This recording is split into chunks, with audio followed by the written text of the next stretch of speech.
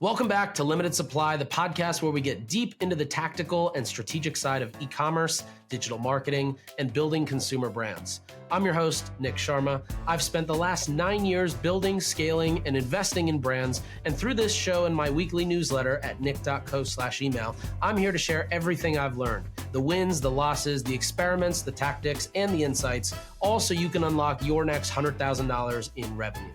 Today's episode is a good one, but before we dive in, let me tell you about our chosen sponsor for this week's episode. Here's the problem with most TV platforms. You only get access to about 20% of the inventory, which is the programmatic slice. And you can't measure it the same way that you measure Meta. Tatari fixed both. Direct publisher buys across linear and streaming, and next day attribution against CAC and ROAS, which is why 400 plus D2C brands like Manscaped, Tecovas, and Chime all run Tatari as a TV performance channel. You should see how they do it. Check out nik.co/TATARI. That's nick.co/Tatari. Welcome back to another episode of Limited Supply. I'm your host, Nick Sharma. And today I just want to ramble a bit and mainly kind of talk about something that has come up a couple of times in the last 2 weeks. So, I've kind of shared a little bit of what I've got going on. A little bit of it is consulting, working with brands of different sizes on just a couple of different things that I'm mostly focused on, which is usually landing pages or growth or, building a better system. Sometimes it's putting a better process in place, but all kind of in the world of D2C. The other thing is working on bringing a couple products to market. And then the other thing I'm spending all my time in is the world of AI.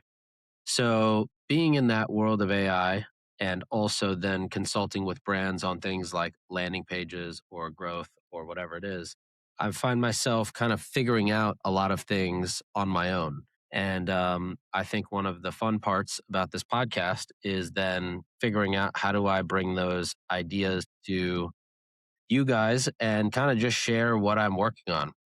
And a lot of times I find that when that happens, people go and test it out because, if I'm able to do it, most people are able to do it.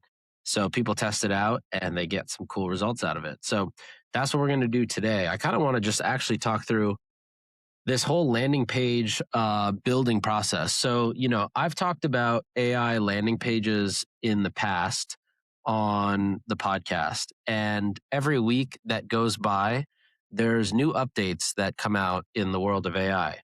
And, there's a joke that you have to basically be unemployed to stay up to date with the world of AI, which I guess I am a little bit to some degree. So that's why I'm here to tell you what to focus on out of everything that came out that I saw.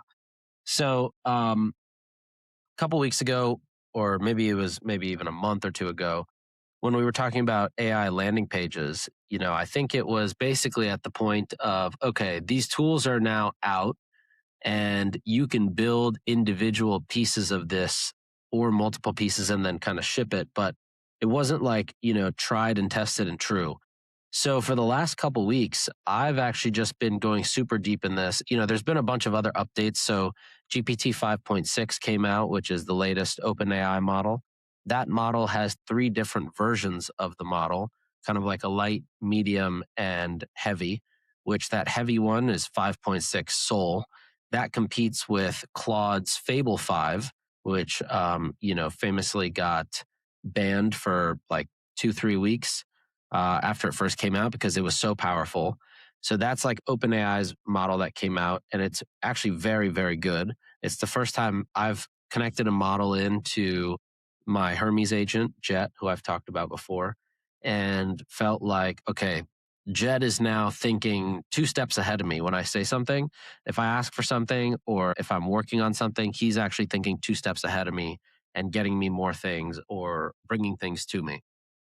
Anyways, so those new models came out, which are also very good when it comes to design and especially very good when it comes to imagery.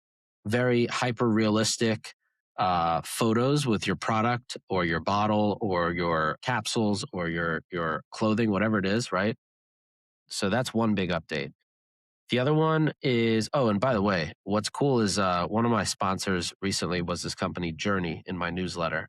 and Jurni. And I've talked about them probably 6 to 8 months ago, before there was any kind of relationship with a newsletter. But they're a tool that I heard about from Cody Plofker, where he was saying that he was creating like listicles and hero product bundle pages using Jurni. And then I checked it out and used it for a brand and thought it was pretty phenomenal. But what I actually, I guess, want to talk about too is like today how this whole process of what Jurni does. Well, I guess what it is more elongated out, kind of like into the process that I use, but then also which parts of that should be done by you as the marketer or the brand, and which parts of this should be done by external vendors, whether it's a freelancer or an agency. So the first time this whole idea came about of how to think about this new approach of building landing pages was a few weeks ago with the Shopify editions. But more recently, last week I had two phone calls. One was with a supplement brand that, is doing, I think, 300 million online and basically looking to figure out how they kind of crack the code again on Meta like they used to. The second one was with a brand that is doing about $500,000 online, and they've got a agency that they hired to basically help them optimize some of their web pages. And the difference is, I guess, like the $300 million brand here, they're basically they're spending a bunch. They're playing this game of like you acquire subscribers through Meta and make money on the LTV, which is a great game to play. The they have a full like internal design team. They develop their stuff internally. So for them, their restrictions are not really like the people to execute or get the project going, but rather, how do you actually, like, what is it that we're testing, and then why, and how do we measure it, and how do we do it? And then the other brand is more like they're much smaller, so they have hired a external agency to essentially help them figure out like how do they just build better, higher converting pages.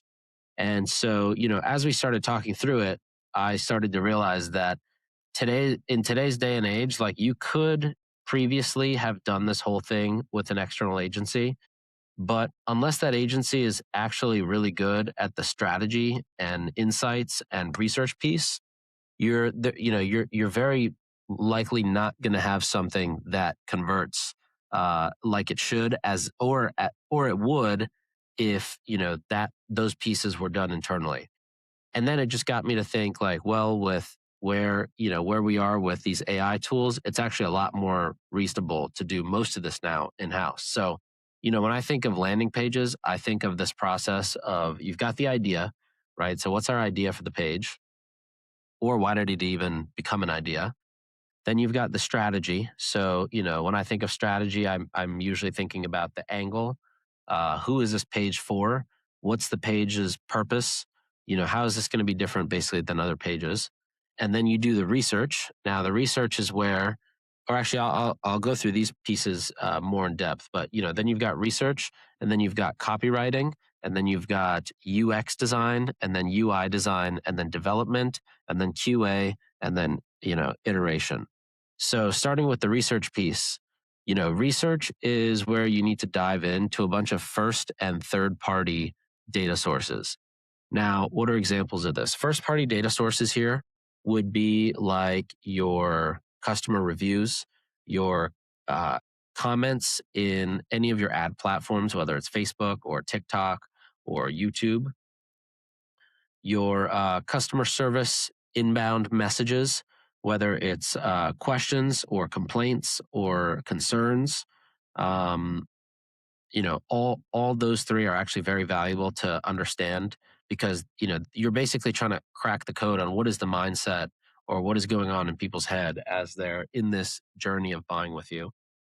Instagram or TikTok or really any social platforms DMs, great place to source basically all the information of what is it your customers are actively thinking when they're about to make a purchase, or they have concerns about, kind of very similar to customer service, but I think it's a bit more, closer to the battleground in terms of like what are people actually thinking in real time. If you do any events, those are usually a great place to grab quotes or understand how people perceive your brand or product. And then the other one I'll say is if you work with creators, like if you've got, whether you've got your own kind of creator army or you just work with large influencers, or even small ones, but a lot of times when these people talk about your product or they're posting, they're actually getting real time feedback as well from their community about what it is that you're selling. So if you're able to grab and hold on to and basically use any of that, all of that is so those are actually all just examples of first party data. Third party data sources, but sorry, I was going to say all of that is what you want to feed into your to this like AI brain, or in your for me it's Jet, for you it might be your Hermes agent, it might be just Claude Code or Codex, whatever it is. Third party data sources you want to add in. Well, the ones I like to think about are, well, first I just go straight to TikTok and I'll just search the brand name of the product and I'll just start watching videos. Um, and you'll find ones that are really insightful and you'll find ones that are just kind of silly. But what you want to do is basically grab patterns. So, either feed these into Jet or your Hermes agent or whatever your AI system is. I'm going to just start saying Jet. So if I say Jet, just receive that as your AI system of choice. So I usually feed that right into Jet, and then have Jet like monitor that. You can do the same for Twitter, same for Reddit, and then and YouTube, of course. YouTube's a big one, and then of course just go to Google and just search for other places that people are talking about your product. It might be like bodybuilding.com, it might be these third party forums. It might be reviews on e-retail sites. So, maybe a different website is selling your product and you can grab the reviews from there. But in either case, once you find these sources, you can again tell Jet, hey, continue to monitor these sources and see if there's new things that pop up. So that's where I like to do research, or rather grab the data sources for research. And then the second part of that research is, creating like a doc. I usually like to create a Google Doc that has all of the notes of the things you want to grab. So for example, if there's things about how, if there's patterns of what people are saying in the reviews that they enjoy most, write that down in great detail in this Google Doc. If you've got a pattern of certain traits people recognize in customer reviews positively or in customer complaints through gorgeous or customer service, then note that down as well, because you want to make sure you have a counterpoint for that in this doc. This doc is basically kind of like your manifesto for this landing page, and you want to put more things than you think you would probably need than fewer, because you want to give, we're giving this all to Jet. So we want to give Jet as much information as possible and as much context, because the more context it has, the more it'll start to be able to think like us. And when I say think like us, I mean more like, when you think about putting something on a page, it's because you have that additional context, right, from before. So the more context you can give, the better chance it has to get to those conclusions on its own. Now, after the research phase, you've basically got this massive Google Doc, and the job is to then turn this into, a wireframe with copywriting on it. Now, this is usually the part that, not usually, but this is usually the part that you would have to get a designer involved. And a lot of times I would just try to build this part in Figma myself without a designer, and my wireframes are always looking super messy because I'm just adding in basically rectangles and text. But what it did do is when I would work with the designer on the UI portion of it, everything was already snapped into place how I wanted it. So there wasn't this kind of back and forth of getting the wireframe in a place where it looks good and reasonable, like from my point of view as a marketer, and then also doing the same for UX and then UI. So now what I've started to do is basically put together, now you can do this two ways. I did one way where I drew it out on a piece of paper, used that to turn that into a brief with Codex or Claude Code, and then I'll give that to Manus to actually build the wireframe. The other way to do it is you basically, use Whisperflow or Willow, one of those apps that are text to, or speech to text with AI, and you basically just ideate this page and kind of speak it into Codex or Claude Code, turn that into a brief, and then give it to Manus. But in either case, I found Manus is probably the best tool for helping to build wireframes, more so than Claude or Codex. Um, and I think it's just because the way that Manus works is, Manus doesn't use it's not its own model. Like Codex, you use OpenAI models, and Claude Code, you use Anthropic models.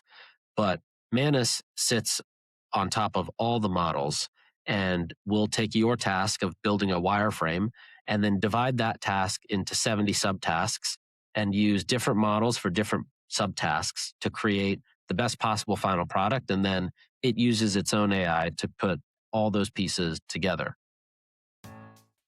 There are a lot of CTV platforms claiming they'll unlock growth for your brand, but here's what most marketers don't realize. They're not all the same, and choosing the wrong one is expensive. Most of them are programmatic CTV only, which sounds good until you realize that's only about 20% of what's actually on air. Tatari is different. They run convergent TV, which is direct streaming and linear together in one platform. So you're reaching more customers across the full TV landscape on premium inventory, not just the programmatic slice. That's exactly how brands like Manscaped, Liquid IV, and Chime are driving both performance and real brand scale at the same time. See how they did it at nick.co/Tatari. So Manus is phenomenal for apps and web pages and wireframes.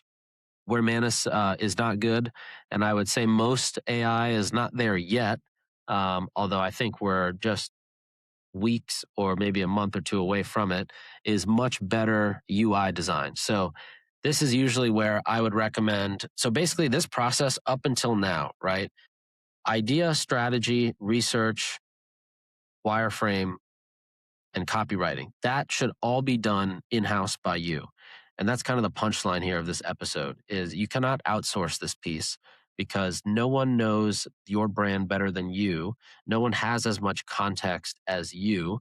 And I'll give you a quick example. The second brand I talked to last week, they showed me a Figma design of what their agency put together.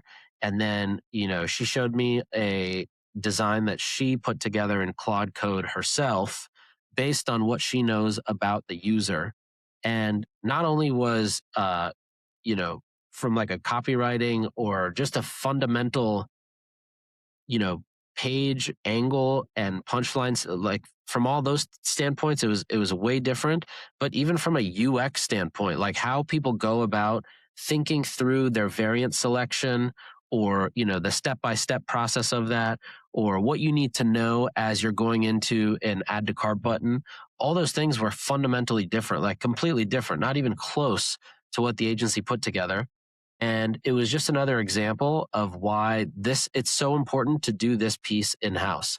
If you're spending, $10,000 to $100,000 to $1 million to $10 million a month on Facebook, and you're driving it all to a page that you are not taking the initiative yourself to go and perfect, and you're just putting it off to an agency to do, this is all your fault. You cannot blame the agency for not building you a high quality page, right? An agency is really good at the process of executing that page. But if you're bringing in an agency, and especially just bringing one in for the purpose of building a landing page, these are people who have not worked with you before, maybe have never tried your product or even heard of your brand, then there's no way you can expect this agency to out of the blue, knock it out of the park.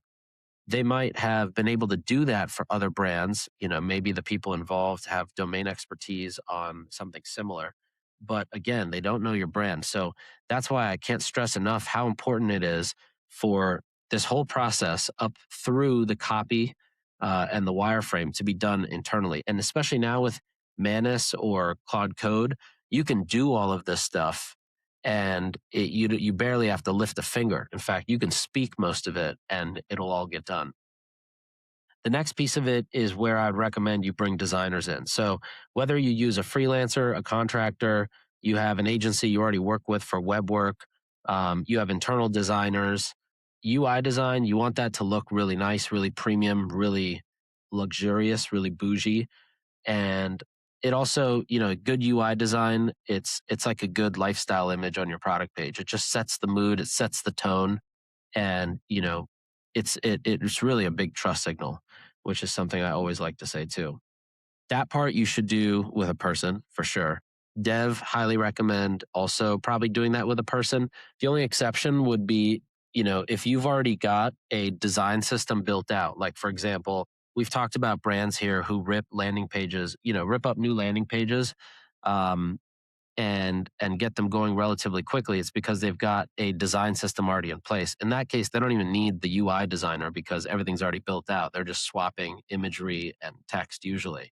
But unless you've got a modular system already built out, which I have seen some brands actually now doing with Framer, which is, they'll have Framer kind of set up where they've built all these modules, and then the marketing team can go in and just move modules around or swap things out, and or they can connect Jet via API to Framer to go ahead and rearrange those pages or build new pages, etc. If you don't have that, do it with a real developer because, again, it sets the tone, it sets the mood for the page. When you have a page that's properly designed and properly developed, it signals high trust, right? Because good brands would never have a bad page. Only janky brands would have janky pages. The last piece is QA before we go to iteration. So QA is, you can give this one to AI as well because you can have it stress test the page on multiple device sizes and simulations. But also, I just recommend you go in from Wi-Fi, non-Wi-Fi, iPhone, Android, small iPhone, the regular Pro size iPhone, then the Pro Max as well. And then, of course, different laptop screen sizes. And then, really here you're looking at like pixels. Are events firing as they should? Are they being reported back? If you have advertorial domains, you want to make sure you've also whitelisted those domains in your ad platforms as well, because otherwise they're going to get flagged. And then you're looking for all your buttons working, and all your call outs. If you've got an exit intent pop up on the page, that works. If you've got an offer that pops up as you scroll the side, make sure that pops up. CTAs, floating CTAs, like all the whole works, right? And then the last piece is iteration. This is where you've now got the page live. You're driving traffic to it, and you've got something like a clarity or a heat map on it. You've got GA4. You've got basically all these tools that are tracking the page, and then you're feeding all this back into Jet as well. And Jet will say, oh, well, heat map absorbed that these people were spending most of the time here, or that when people went this route, they were more likely to buy. Or your email pop up is causing people to not know what to do because the X is too small or it doesn't say no thank you, so people just abandon the page. But all these insights that you would otherwise not see because you're not spending, time looking at the recordings, or just the fact that Jet can do it in real time, right, instantly, and then make these assumptions. All these things can be done by AI, and then it feeds right back into when you wireframe the second time or wireframe the third time, and it just makes it all smarter. So that's basically the system that I would use to start cranking out these pages. Now, the pages, you can actually get them deployed in Shopify. You can also, like, if you don't have a developer, but you want to get these pages live and you're building listicles or much simpler designed pages, then I would recommend you actually, one, build out your design system, in GitHub, whether it's in a Claude or Codex. You can use either actually to build the design system. You can also use Manus to build yourself a brand book from scratch, like a true 80 to 100 page brand book, which is pretty amazing. You want to do this in general for any project you work on because then this becomes, where you pull from. So for example, whenever I build a project, I tell any agent to pull the branding from identity.nic.co. And if you go there, you'll just see it's like a brand design book for myself, but it makes sure that any of the projects I work on have design continuity across the board. So I would recommend you do that. And then you can actually use Manus to get, it's not going to be a perfect UI copy of your site unless your site's super basic, but you can get, you could create advertorial pages or influencer specific landing pages that might be slightly off from how your main website works. And you can get these pages live pretty quickly. So yeah, so if you want, by the time this episode is out, it'll be Wednesday. Hopefully some of you can listen to it and maybe build a couple of these landing pages and DM them to me. I'd love to look at them and even give some feedback or pointers or tips. I've been doing a bunch of help just over Twitter DMs, which has been a bunch of fun getting back on Twitter around this kind of stuff. So if you happen to build a page, I'd love to see it. DM it to me. And if not, then I'd also be curious to know, like, why not? What's stopping you from building out some of these pages? Is it like a political process thing at your company? Is it that you're unclear how to go about it? Because this is becoming this is something that is coming up now almost every other day or every day. And it's something that's going to be resolved in the way that I just mentioned it, or even more consolidated and simple. So if you're not getting with the times now, then you might be in a bit of an uncomfortable spot later. So I'd love to help you get across that hump because I'm also going through it now. So we might as well all learn this together. All right. That was one big ramble for today's episode.